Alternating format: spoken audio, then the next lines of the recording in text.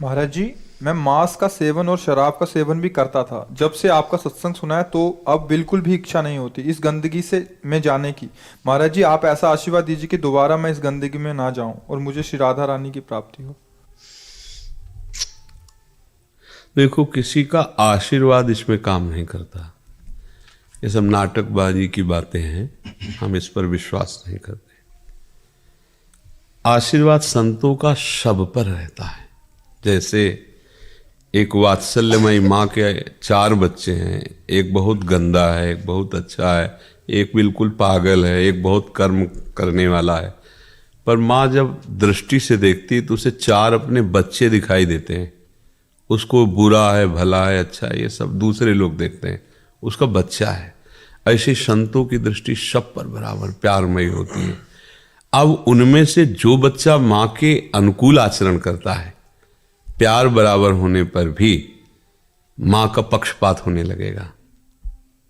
आगे चलकर आपको दिखाई देगा कि माँ उसे एकांत में बहुत दुलार कर रही है, क्योंकि वो प्राण समर्पित किए हुए माँ की आज्ञा में।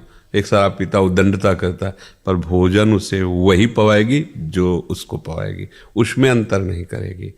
ऐसे ही भगवान और भगवान के प्रेमी महात्मा पूरे जगत में एक भाव रखते हैं, पर जब वो भगवान की आज्ञा का पालन करता है या संत आज्ञा का पालन, तो विशेष कृपा पात्र बन जाता है। कृपा तो सब पर है। तो इसलिए आपका निश्चय होना चाहिए। आपका जब दृढ़ निश्चय होगा, सोचो कैसा गंदा स्वभाव बन जाता है। दूसरे का मांस भक्षण कर रहे हैं, मतलब आप थोड़ी देर विचार करके सोचो, अपने कभी ऐसे काट के देखो दांत से कैसा लगता है। और वह बिल्कुल जैसा आपको अपना शरीर प्रिय है, ऐसे ही नाली की कीड़ा को अपना शरीर प्रिय है। महाभारत में एक प्रसंग आता है, एक नाली का कीड़ा, भगवान व्यास देव जी का प्रसंग है। वो बड़ी शीघ्रता से रास्ते से जा रहा था, तो भगवान श्री कृष्ण द्वैपायन व्यास जी तो भगवान के ही अवतार, सब भाषाएं, सब विद्याएं, सब कलाओं में निपुण है। तो उन्होंने कीड़ा को अपनी भाषा से बताया, तू इतनी तीव्रता से क्यों जा रहा है? तो उनका घर घर करती हुई देखो ये गाड़ी आ रही, बैलगाड़ी, अगर मैं पार नहीं हुआ तो मैं दब जाऊंगा, मर जाऊंगा। तो बोले नाली के कीड़े हो, मर जाओगे तो और योनि प्राप्त होगी। बोले महाराज, आपको सुनकर आश्चर्य होगा, जो आपको अपने व्यास शरीर से प्रेम है ना, वही मुझे अपने कीड़े के शरीर से प्रेम है। सबको शरीर प्रिय होता है। अब सोचो आप, आपके शरीर में जैसे प्रियता, ऐसे उन जीवों के शरीर में प्रियता है, और आप उनको काट करके उनका मांस खाते हो। आप क्या हो? क्या हो? क्या आप जानवर हो या राक्षस हो? 2 को छूट दी गई है। अलग अलग आहार है। मूली में भी जीव है, आलू में भी जीव है, उखाड़ के फेंक दो सूख जाएगा। जीव वैसे ही है जैसे सब में, वैसे ही, पर विधान बनाया गया है। आपके लिए ये आहार, आपके लिए आहार। शेर के लिए मूली गाजर नहीं बनाई गई। वो बलात् जबरदस्ती अपने बल विक्रम से पशुओं को फाड़ करके खाता है, उसको कोई पाप नहीं लगता, उसके लिए विधान है। बाज के लिए विधान है, चिड़ियों को बलात् खाता है। लेकिन आप मनुष्य हैं, आपके लिए सब्जी है, फल है, एक से एक पेय पदार्थ, दूध है, घी है, एक से एक जूस है, रस है। कौन सा बल आप ये अंडा में, मांस में, मछली में, ये सब क्या है? केवल बुद्धि भ्रष्ट हो गई है। अब वो कहने में थोड़ा बुरा लगेगा, राक्षसी भाव इसे ही तो कहते हैं। वो जीव बचना चाहता है। आप जिस जीव की हत्या कर, आप देखो उसको, वो फड़फड़ा रहा है, बचना चाहता है। आप उसे जलाते हैं, काटते हैं, एक पैर बांध करके और उसको आग में जला रहे हैं। क्या ये जानते हो क्या होगा? घोर दुर्गति नरकों में होगी। अब वहां तो कोई, जैसे कहा जाए, देखो ऐसा करोगे पुलिस पकड़ेगी, मार डंडे तुम्हें उल्टा बांध के मारेगी, बकवास है। और जो फंस जाते हैं ना, उनको समझ में आता है। ऐसे नाखून उखाड़ते हैं, कितने कितने कष्ट। अब वहाँ कोई देखने वाला तो है नहीं ना, भोगना पड़ता है। जैसे यहाँ का जेल की सजा बताई जाए जनरल आदमी, लगेगा यार डबकाने के भय के कारण कह रहे हैं। ऐसा कहाँ होता होगा? वो होता है जो तुम सोच भी नहीं सकते। तो ये तो बहुत साधारण, क्योंकि यहां कुछ ना कुछ तो दिल है, हृदय है उसके। वहां हृदयहीन है वहां के शासक। जो यमपुरी के भगवान यमराज के सेवक हैं, उनके हृदय नहीं है। ऐसी दुर्गति होती है। महाप्रभु प्रेम रस प्रकट करने के लिए आए, मैं जैसी थरिवंश नरक गति दुर्भर यम द्वारे कटियत नक्शी के। वो जब भोगना पड़ेगा तो भैया बहुत होश में, मतलब इसे खिलवाड़ न समझना। सबसे प्रार्थना है, हाँ, मांस मछली अंडा शराब मान लो हमारी प्रार्थना, ये मनुष्य जीवन तुम्हें मुक्त होने के लिए मिला है, उत्तम गति के लिए मिला है, ये गंदे आचरण के लिए नहीं मिला है। शराब में नशा नहीं है, भगवान का नाम जप के देखो ऐसा नशा है, न रात में नींद आती है न दिन दिन दिखाई देता है। एक अद्भुत आनंद, एक अद्भुत मादकता, एक अद्भुत उन्माद।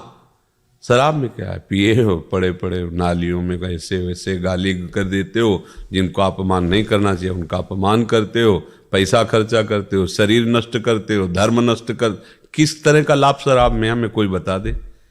वैज्ञानिक से पूछ लो, किसी डॉक्टर से पूछ लो, किसी, या तुम अपनी छाती से पूछ लो कि तुम्हें क्या लाभ मिलता है। मूर्खता, विनाश, अपवित्रता, अधर्म, इसके सिवा किसी को मदिरा पीने से कोई भी लाभ मिल जाए तुम्हें बताओ। साधु महात्मा नमक रोटी खा के साधारण जीवन जी के ऐसे परमात्मा को प्राप्त, तो तुम उनके बच्चे नहीं हो क्या? तो ये जो आप कहते हो आशीर्वाद दीजिए कि हम मांस मछली ना खाएं, इसमें आशीर्वाद की जरूरत नहीं, इसमें विचार की जरूरत है यार। क्या खा रहे हो? महाराज जी सब छोड़ दिया मैंने। हाँ, अब आगे गलती भी मत करना। आपका संसद सुन रहा हूँ, सब छोड़ दिया। हाँ कुछ नहीं, अभी तब से मैंने अभी तक नहीं छोड़ा। हाँ, अब लो नशानी अब ना नसइयो, भगवान कृपालु है, राधा राधा जपो। और तो हो सकता है वो ऐसे कृपालु है कि अहम त्वाम सर्वपापेभ्यो मोक्षयिष्यामि मा शुचा, वो दया करे, कृपा करे, हमें माफ करे, हमें आगे बढ़ा दे। नहीं तो बच्चा ऐसी ऐसी दुर्गति पूछो मत। एक वो पहले गीता जी आती थी हिंदी की, महात्म्य में, तो बचपन में उसे पिताजी के पास थी तो पढ़ा था, स्कूल जब जाते थे तो उसमें पहले एक महात्म होता था, फिर अध्याय होता था, फिर महात्म होता था, फिर अध्याय, हिंदी में एकदम सीधे।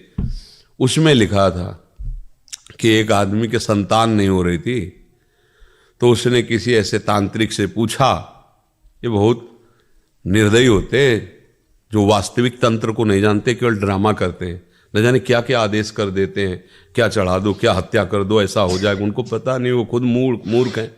किसी को कष्ट देने से तुम्हें सुख हो सकता है? ऐसा कैसे हो सकता है? कभी नहीं हो सकता। तो उसने कहा अगर नवीन बकरे के बच्चे को बलि दी जाए तो तुम्हारे लड़का हो जाएगा। और वो ढूंढा अपने गांव में, तो हाल में ही एक ब्याई हुई बकरी थी, उसका बच्चा ऐसे दूध पी रहा था, बकरी उसको दुलार कर रही थी, तो उसने बकरी वाले से कहा बच्चा दे दो, हम तुम्हें बकरी की रकम दे देंगे। तो वो लोभ में आ गया, बकरी भी तुम रख लो, बस केवल हमें बच्चा दे दो, रकम हम दोनों की दे दिया।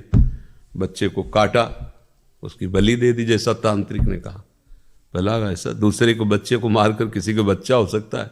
भूल न करना, कभी कोई भूल मत करना। दूसरे को दुख दे के तुम कभी सुखी नहीं हो सकते। तत्काल तुम्हें लगेगा, परिणाम में तुम्हारा ऐसा दुख वो रूप लेके आएगा कि तुम्हारा नाश हो जाएगा पक्का। अब वो जब शरीर छूटा तो बकरा बना, और वो बकरा आदमी बना, और वो छुरी टेर रहा था उसके काटने के लिए, वो महात्म्य में लिखा था। तो बकरा ऐसे देख करके हंसा। हंसे क्यों तुम? तो उसकी आवाज मनुष्य जैसी निकली, भैया यही गलती हमने की थी, पुत्र होने के लिए तुम बकरा थे, तुम्हें काटा था, और आज तुम हमें काट रहे, तो हंसी आ रही कि कर्म का फल अवश्य भोगने को मिलता है। अवश्य तुम जिसका मांस खा रहे हो वो तुम्हें चीत चीत के खाएगा, आज नहीं तो कल, और नहीं तो ऐसे रोड में फैला तुम्हारा मांस फिरेगा कि कोई खाने वाला भी नहीं होगा। देखते हो ना एक्सीडेंट जो होता है, चिथड़ा उड़ जाता है, सबके पैरों की तरह रौन। वह इसी को सजाया था ना मांस खा के। या फिर भारी कैंसर, यहाँ ऑपरेशन, फिर यहाँ ऑपरेशन, फिर यहाँ ऑपरेशन, हर तरह का कष्ट जला के राख कर दिए जाओगे। कीमो, ये वो, नरक यही भोगो पहले, फिर तो जाके। ये लोग समझते नहीं। लोग समझते हैं कि हम बहुत बड़े आदमी हैं, शराब पीते हैं, मुर्गा खाते हैं, मांस खाते हैं, ये जीवों की हत्या करते हैं। मतलब कैसी बुद्धि भ्रष्ट होती चली जा रही। एक दूध पीने वाला, घी खाने वाला, फल खाने वाला, सब्जी खाने वाला आदमी, सात्विक आदमी, वो और एक मांस खाने वाला, कैसा हो सकता है? बराबरी कैसे? तो मनुष्य जीवन मिला है अच्छे के लिए, कभी अब तक जो हुआ सो हुआ, एक सबके लिए, किसी एक के लिए नहीं, सावधान हो जाओ। ये जो लोग कहते हैं अंडा खाने से पावर बढ़ता है,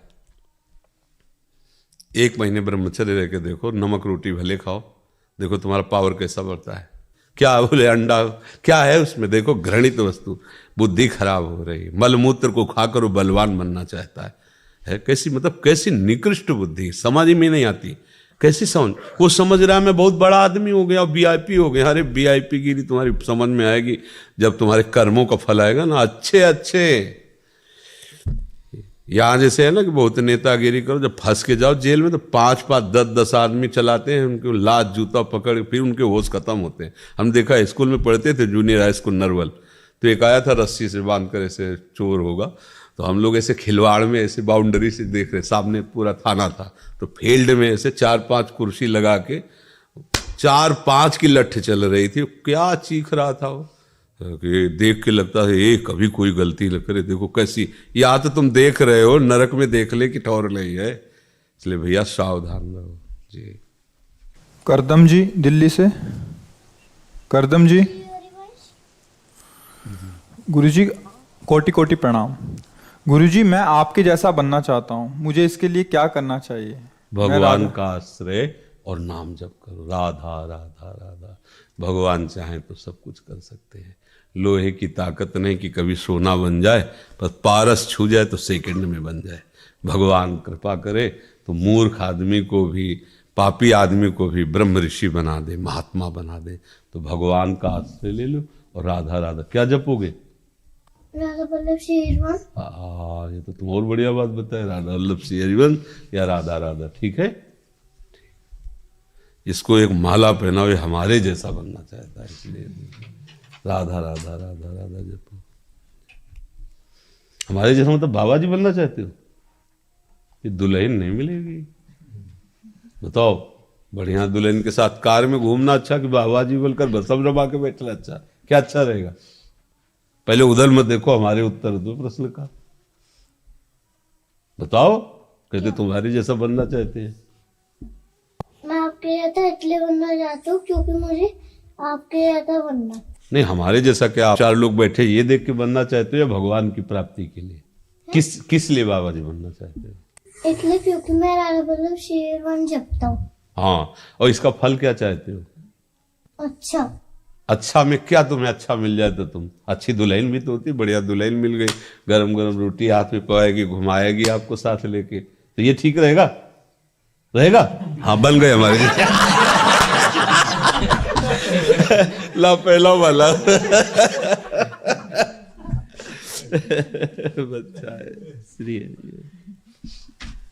सोनिका जी। गुरुदेव आपके चरणों में अनंत कोटि प्रणाम।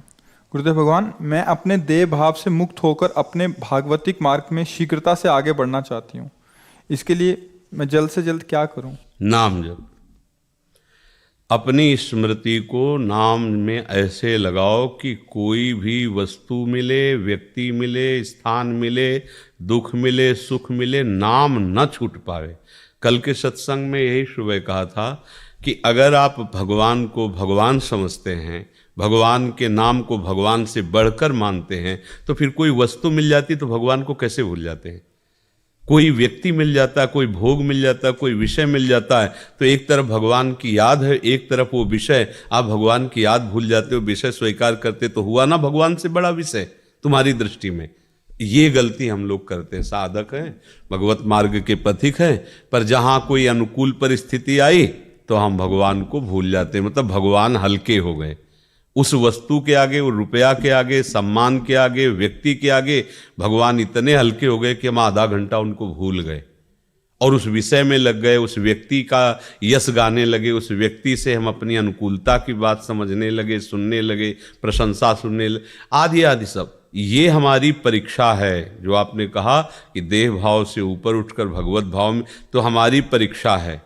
अगर आप ये जानते हो कि प्रभु सबसे श्रेष्ठ हैं और प्रभु का नाम तो प्रभु से भी श्रेष्ठ है, तो उनसे बढ़कर जब कोई वस्तु नहीं, तो संसार का कोई भी पद मिले, वस्तु मिले, व्यक्ति मिले, स्थान मिले, तो उसकी बात यह है कि भगवान का विस्मरण नहीं होना चाहिए। अगर हो रहा है तो वस्तु अधिक हुई ना, मतलब हम कह रहे कृष्ण कृष्ण कृष्ण और किसी ने हमें कोई सामग्री दी, अब हम कृष्ण भूल गए, अब उस सामग्री का ध्यान करने लगे, हाँ बहुत सुंदर स्वादिष्ट, तो मतलब श्री कृष्ण नाम से भी बढ़कर वो वस्तु हुई कि नहीं हुई? तो ये तो हमारी बहुत बड़ी मूढ़ता है। प्रभु के समान जब कोई नहीं हो सकता तो प्रभु से बढ़कर कोई कैसे हो सकता है? पर हम लोग कहते हैं अपने को साधक, भजन करने वाले, उपासक, लेकिन अपने प्रभु को प्रभु की जगह नहीं रखते, प्रभु को एक विषय से भी छोटा समझ लेते हैं। आप देख लीजिए, हमारी बात को अच्छे से समझिए, प्रभु को रुपये से भी छोटा समझ लेते हैं। प्रभु को कोई अनुकूल हमारी प्रशंसा कर दे या कोई हमें गाली दे दे तो हम अपने सम्मान अपमान से भी छोटा प्रभु को समझ, भूल गए प्रभु को। अपमान बड़ा हो गया, सम्मान बड़ा हो गया, ये बात अंदर से देखना चाहिए उपासक को। तदर्पिता अखिलाचारिता तद विस्मरणेन परम व्याकुलतेद। यदि प्रभु का विस्मरण छूट गया तो क्यों छूटा? कोई वस्तु, कोई व्यक्ति, कोई स्थान, कोई घटना, कोई भोग, कोई पदार्थ इतना बड़ा हो गया तुम्हारी दृष्टि में कि तुम प्रभु को भूल गए। मतलब अभी तुम भगत नहीं हो, अभी विषय के गुलाम हो, संसार का महत्व है, केवल बातें हम कर रहे हैं कि प्रभु हमारे जीवन धन, प्रभु का नाम हमारा सर्वस्व। ऐसा कहाँ है?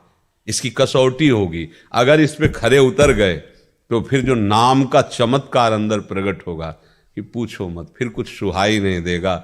नाम का चमत्कार है रूप। नाम ऐसा प्रभु का रूप प्रकाशित करो, जहां रूप आया तो हम तुम तो कोई बात ही नहीं है। ये बड़े बड़े शिव नारदादि पागल हो गए श्री कृष्ण के रूप को देखकर, उन्मत्त हो जाते हैं, शिव जी तांडव करने लगते हैं, बेशुद्ध हो जाते, ऐसा रूप है। और फिर श्री कृष्ण और प्रियाजू, अगर जुगल सरकार के तो क्या किसकी हालत है कि वो अपने को संभाल सके? तो अपने आप देह भाव खत्म हो जाएगा।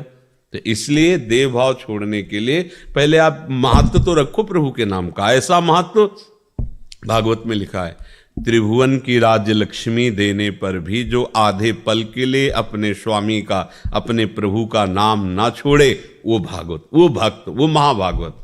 अब आप इस कसौटी पे कसो। हमें तो कोई 10-20 हजार रुपया दे करके घंटा 2 घंटा भगवान का स्मरण छुड़वा सकता है। वो अपनी बातें, अपनी सेवा, अपने से, और क्योंकि वो 20,000 रुपया देगा। अब आप सोचो, हम चंद रुपए में अपने प्रभु को छोड़ दिए, ऐसा कैसे हो गया? तो इसका मतलब है महत्व जब तक संसार के किसी वस्तु, व्यक्ति, स्थान में है तब तक प्रभु में महत्व नहीं है। बातें हम करते हैं कि प्रभु हमारे महामहिम, प्रभु का नाम हमारा प्राण, जीवन, सर्वस्व। तो जब प्राण, जीवन, सर्वस्व नाम है तो भूल कैसे गए आप?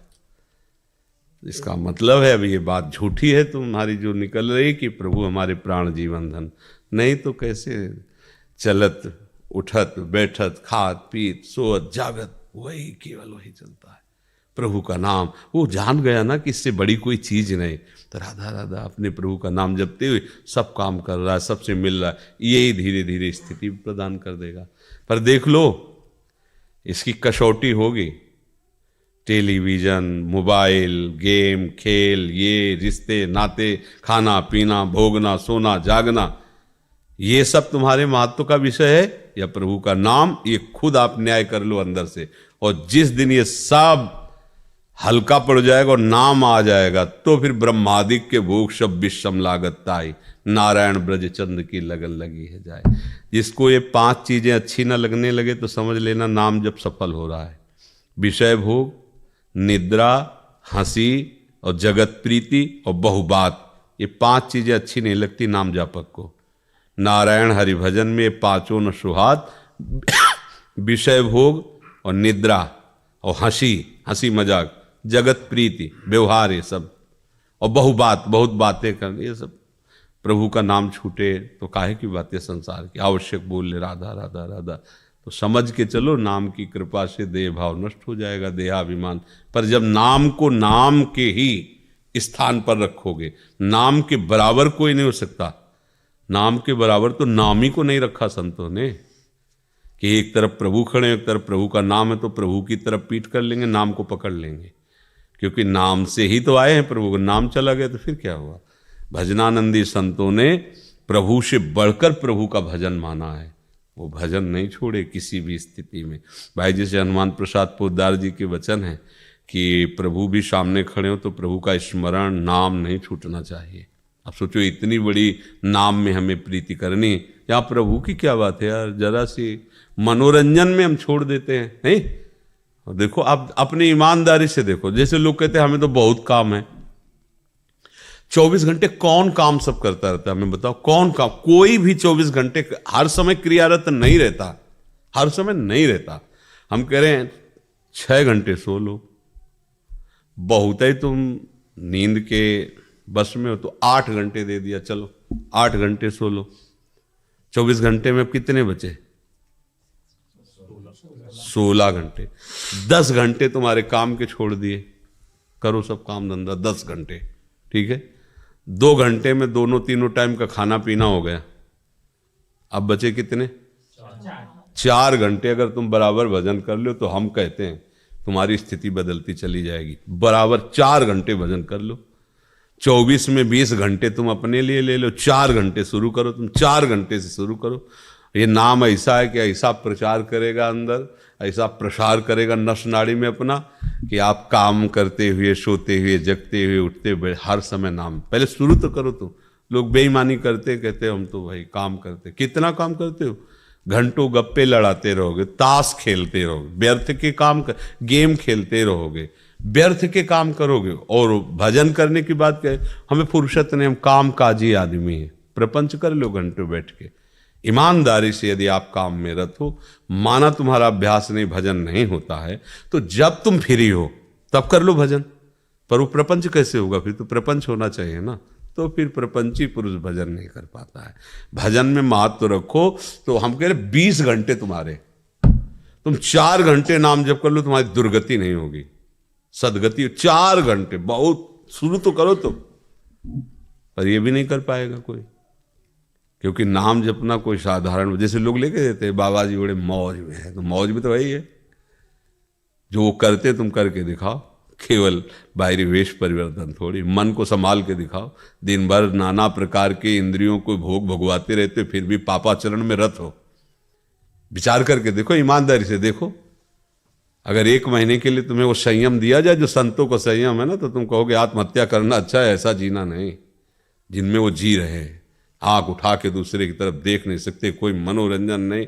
वही तुम्हारा हृदय है जो तुम्हें काम क्रोध लोभ से जलाता है। ऐसे वो पूरी जलन सह रहे, कोई जान नहीं पा रहा, और नाम जप रहे हैं, प्रभु को पुकार रहे हैं, तभी वो जगत को पावन करने वाले महात्मा है। सतरति सतरति सा लोकांता रहती, बातें बला थोड़ी था नहीं, बोलने का ए बाबा जी ऐसे आओ, उतरो तो फील्ड में उतरो, तुम्हारी पूरी खा तर जाएंगे, आओ तो। इसमें कोई साधारण बात है? मन को मारना कोई साधारण बात है? इसलिए खूब नाम जप करो, अच्छे से चलो। भारत चंद्र दास जी